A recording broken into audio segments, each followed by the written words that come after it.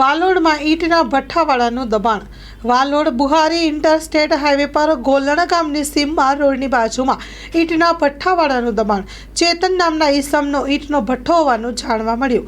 ઈંટ બનાવવા માટે વાપરવામાં આવતું કાચું મટીરિયલ રોડની બાજુમાં નાખવામાં આવ્યું છે.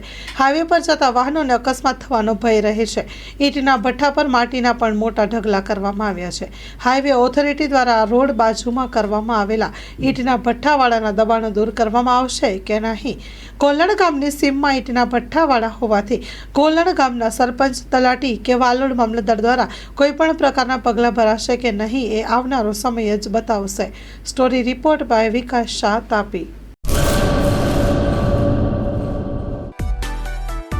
માં motor driving, safe and sure driving. Driving એ શોખ સાથે આપની મોટી જવાબદારી પણ છે. અમારા ઇન્સ્ટ્રક્ટર દ્વારા સચોટ અને સરળ માર્ગદર્શન. આપની રોજની તાલીમની માહિતી મેળવીને શું અધુરાશ છે એના ઉપર પૂરું ફોકસ કરાય છે.